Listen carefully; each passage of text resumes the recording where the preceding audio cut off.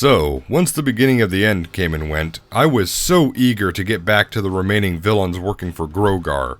Not just because we have extreme potential for an excellent season-long arc akin to Season 4's Key arc, but that little taste of Chrysalis, T-Rex, and Cozy Glow's personalities meeting for the first time got me hungry and craving for more. Having to sit through 6 weeks of other episodes only got me hungrier just to see what this trio and Grogar have been scheming since Sombra got blown up. A second time. Fast forward to episode 8's Frenemies, and we finally got to spend more time with the mortal enemies of the Elements of Harmony and Starlight Glimmer. However, what this episode managed to do with how it helped to develop the relationships between the three didn't simply meet my expectations, it exceeded them right into giving me my favorite Season 9 episode thus far. Why exactly? Well, strap yourselves in and pull those belts tight. I've got a lot to say about Frenemies. Among the many things this episode had to offer in terms of storytelling and development, one that easily stood out to me was the air of self-awareness that Frenemies was permeated with, mainly through the interactions between Chrysalis, T-Rex, and Cozy Glow.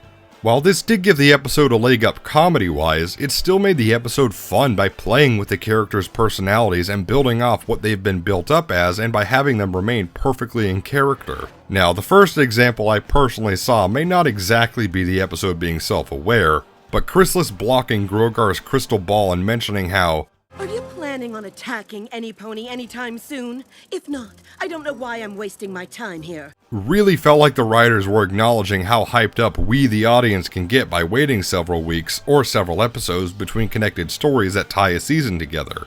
The icing on the cake was Chrysalis using it as an excuse to illustrate how revenge hungry she is and how impatient she's becoming by specifically talking about attacking some pony, not just simply demanding if Grogar has come up with a plan yet or if he's willing to even share it.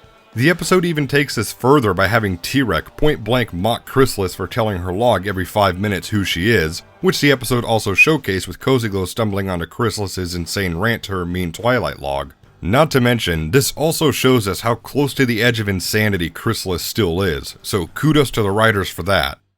In fact, most of the self-awareness from Frenemies involved the nutty changeling queen in some way or another. I think the best example was near the end when the trio was starting to get sucked into friendship's grip, and rather than all of them realizing it and then blowing it off, Chrysalis bellows out this epically hilarious line. "Yes, it feels... No!" And she even calls it an infectious disease on top of that. I mean, she not only spit in the face of the idea of friendship, she practically kicked it in the nuts too. I love that they utilized her hatred and rage in such a way that T-Rex and Cozy Glow agreed that they can all work together to accomplish their goal, and then resumed trying to destroy one another by having them nearly succumb to friendship before Chrysalis obliterated their softening feelings towards one another. This also, in a villainous way, demonstrates a lesson that people can have common goals to help each other achieve, but they don't necessarily have to like one another in the process. Of the other examples of self-awareness I noted down during the episode, I also loved Chrysalis doing the duh gesture when Cozy Glow asked if she really thought they would steal her magic permanently, only then to acknowledge under any other circumstance they totally would. And speaking of Cozy Glow, that whole scene with Rusty Bucket where she pretty much threw an Eric Cartman tantrum about how she usually gets ponies to do whatever she wants was gold. I mean, the way the writers used self-awareness throughout the episode was honestly quite brilliant.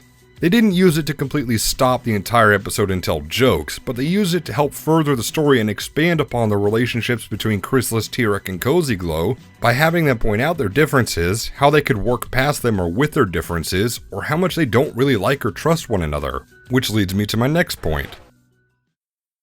The song. Oh my god, the song.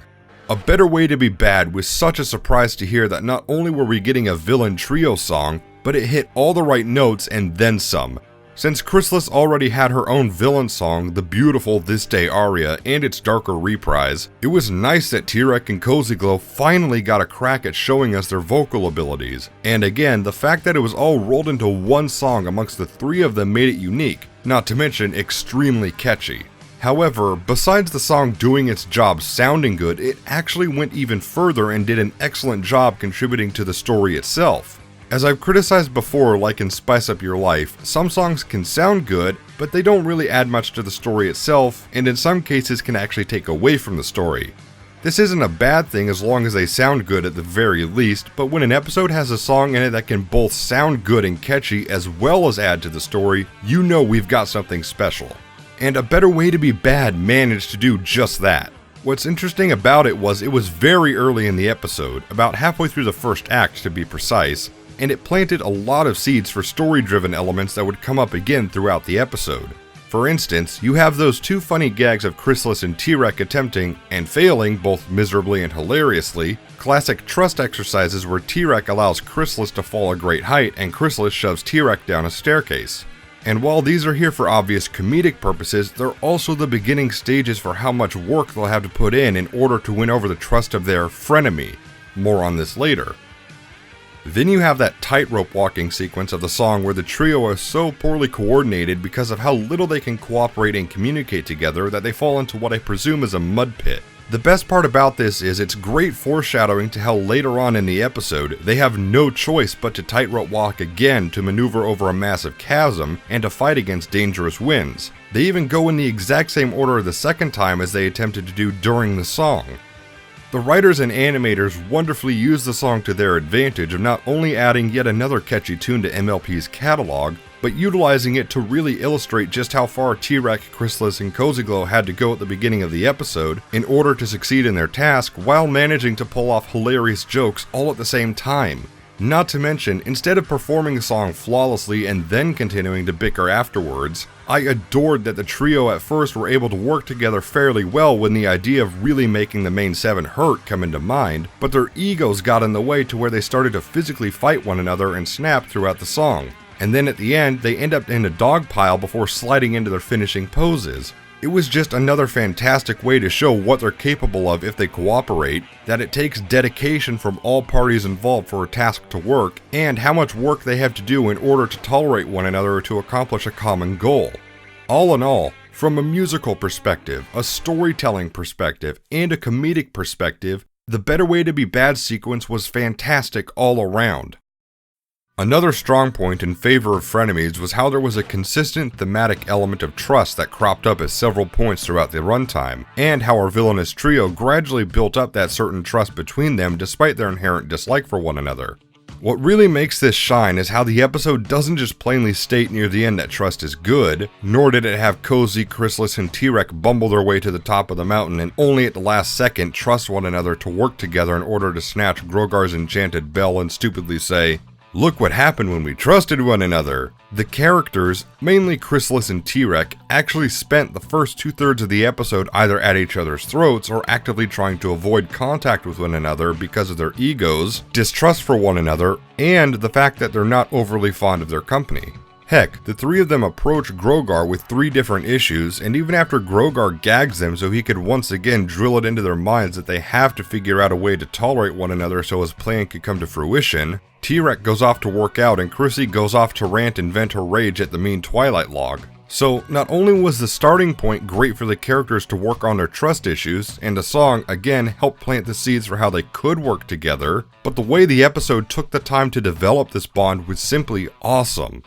I mean, you have Cozy Glow being forced to go solo because of Chrysalis and T-Rex's refusal to cooperate despite her eagerness to drum up a plan for the 3 of them. She found out, hilariously to the audience, that her cutesy helpless filly shtick isn't going to work on everyone thanks to Rusty Bucket's job of guarding the mountain and the fact that he's reading and learning from the main 6's friendship journal. So, Cozy learned about having to work together and relying on the trust of others instead of telling others what to do and expecting them to obey her or for things to just work out because she says. Then of course, you have Chrysalis reluctantly realizing she couldn't make it up the mountain alone, no matter what creature she turned into, and had to seek out both T-Rex and Cozy Glow in order to accomplish her task. And T-Rex on the other hand, okay, I just loved how he knew going up the mountain was a fool's errand and just decided to use his amazing patience to his advantage and made camp, knowing that eventually Cozy and Chrysalis would fail. What really makes this work is, even before the 3 of them actually reunite, Cozy Glow finally lost her patience and, as T-Rex pointed out, "I've had enough of you trying to manipulate me with that insincere syrupy sweetness. At least now we can see the real you." Their arguing still showed their level of distrust while alerting a monster to their location. But this is where that spark of trust was truly ignited, with T-Rex trusting the second monster was actually Chrysalis in disguise and that she would save them. Once she did, mainly in order to eat the creature's love, the three have finally settled down to take a breather and just talk, which in turn led to them bonding over the thought of making Twilight and her friends miserably suffer. I'm a pathetic pony princess. I made a detailed list of all the ways I'm a failure. And to bond over that glorious mockery. This little bit is important because it's at this point in the story they all decided to put aside their egos and work together, resulting in even more bonding over burying both Rusty Bucket and his cabin in an avalanche, using it to climb up parts of the mountain Cozy failed to the day before. And thanks to that, they all began to trust one another to work their way up the mountain, such as Chrysalis catching a falling Cozy Glow, T-Rex using his knot tying skills to tie down a vine so the trio could repeat the tightrope walk, and then they reach the mountain's top, wherein Chrysalis skeptically gives up her magic so T-Rex can punch a hole through the cave's magical barrier, trusting that he'll return it when the job is done, which he does, and thus they complete their job only to decide to keep the bell from Grogar.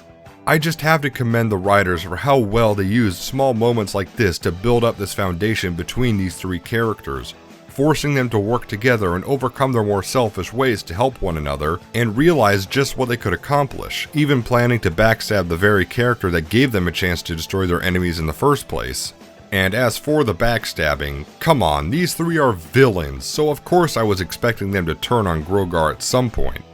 However, I like that their initial plan to do so has occurred so early in the season and not in the last bits of the season finale. Plus, the show isn't just using the excuse that they're villains to do this, they had the three open up their eyes to see what they're capable of as a team and work towards another goal, so there's actual reason for this backstabbing to happen.